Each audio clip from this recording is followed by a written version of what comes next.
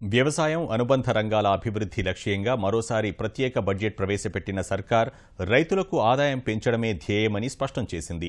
18,214 కోట్లతో వ్యవసాయ బడ్జెట్ను సమర్పించిన వ్యవసాయ మంత్రి ప్రత్తిపాటి పుల్లారావు రుణ ఉపశమనం పథకం మూడో విడత కింద 3,600 కోట్లు కేటాయించినట్లు వెల్లడించారు.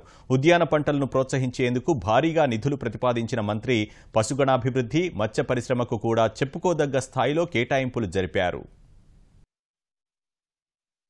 రైతుల జీవితాల్ని స్వర్ణమయం చేయడం సహా వారి ఆశయాల్ని సాధించాలనే ఉద్దేశంతో 2017-18 ఆర్థిక సంవత్సరానికి వ్యవసాయ బడ్జెట్ ప్రతిపాదించిన ఏపీ సర్కార్ వ్యవసాయ అనుబంధ రంగాలకు కీలక ప్రాధాన్యం ఇచ్చింది. వ్యవసాయ అనుబంధ రంగాల్లో గతేడాది 14% వృద్ధి రేటు సాధించామని, 28% వర్షపాతం లోటు ఉన్నప్పటికీ 156 లక్షల మెట్రిక్ టన్నుల ధాన్యాన్ని ఉత్పత్తి చేశామని వివరించారు. సమర్థ నీటి వినియోగం ద్వారానే ఇది సాధ్యమైందని చెప్పారు. గోదావరి, కృష్ణా నదుల్ని అనుసంధానిస్తూ నిర్మించిన పట్టిసీమ ద్వారా కృష్ణా డెల్టాలో 10 లక్షల ఎకరాల ఆయకట్టు స్థిరీకరించినట్లు ప్రకటించారు. రసాయన ఎరువులు, పురుగుమందులతో పనిలేని సేంద్రియ ప్రకృతి వ్యవసాయానికి తమ ప్రభుత్వం ప్రాధాన్యమిస్తోందన్న ప్రత్తిపాటి ఇందుకోసం 100 క్లస్టర్లను ఏర్పాటు చేసేందుకు 25 కోట్లు కేటాయించారు. సమగ్ర పోషక యాజమాన్య పథకానికి 61 కోట్లు, వ్యవసాయ యాంత్రీకరణకు 147 కోట్లు కేటాయింపులు జరిపారు. వ్యవసాయంలో వినూత్న విధానాలు అవలంబించడం సహా ఉద్యాన పంటలకు ప్రాధాన్యం ఇవ్వడం ద్వారా ఈ రంగాన్ని లాభసాటిగా మారుస్తామని స్పష్టం చేశారు. వ్యవసాయ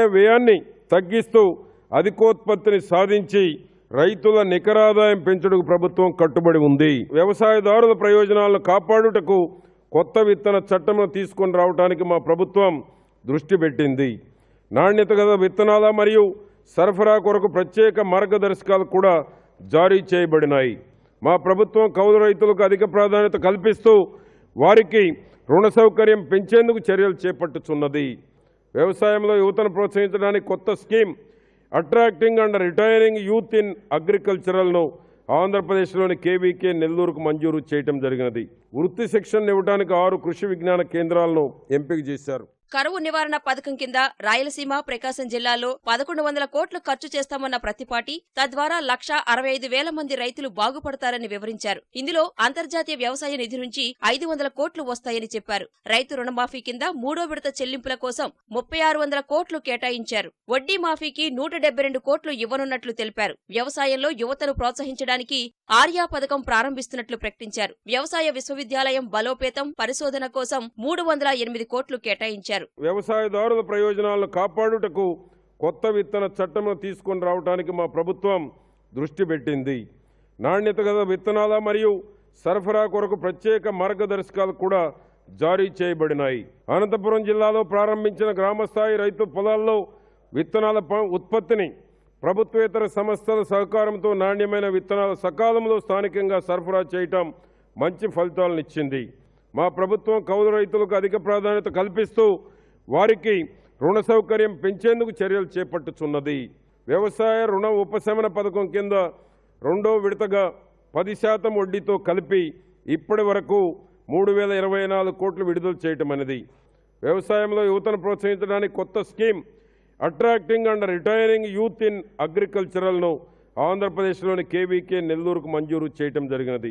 వృత్తి శిక్షణ ఇవ్వడానికి 6 కృషి విజ్ఞాన కేంద్రాలను ఎంపిక చేశారు. సమీకృత ఉద్యానవన అభివృద్ధి మిషన్ పథకానికి 96 కోట్లు, సూక్ష్మ సేద్య పథకానికి 717 కోట్లు ఇవ్వనున్నట్లు తెలిపారు. పశుగణ రంగ అభివృద్ధి కోసం 956 కోట్లు, వెంకటేశ్వర పశువైద్య విశ్వవిద్యాలయం కార్యకలాపాల కోసం 153 కోట్లు కేటాయించారు. సమీకృత ఉద్యానవన అభివృద్ధి మిషన్ పథకం ద్వారా ఉద్యాన పంటల సమగ్ర అభివృద్ధికి 96 కోట్ల రూపాయలు కేంద్ర ప్రాయోజిత రాష్ట్ర పథకాల కింద మా ప్రభుత్వం ప్రతిపాదించడం జరిగింది. కోళ్ల అభివృద్ధి విధానం అమలు కోసం 575 కోట్ల రూపాయల విలువైన అభివృద్ధి పనులు రానున్న 5 సంవత్సరాల వ్యవధిలో ప్రతిపాదించడం జరిగింది. వ్యవసాయ మరియు అనుబంధ రంగాల్లో రాబో 3 సంవత్సరాల్లో 1000 రైతు ఉత్పత్తిదారుల సంఘాలను ఏర్పాటు లక్ష్యంగా నిర్దేశించబడినది. పంట ఉత్పత్తి ఖర్చును తగ్గించుటకు, రైతు నికర ఆదాయాన్ని పెంచుటకు ప్రయత్నాలు జరుగుతున్నవి.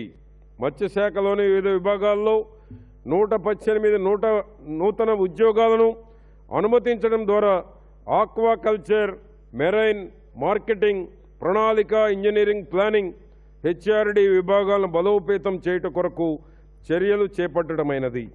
మా ప్రభుత్వం మత్స్యకారులకు విద్యుత్ రాయితీ కల్పించున్నది.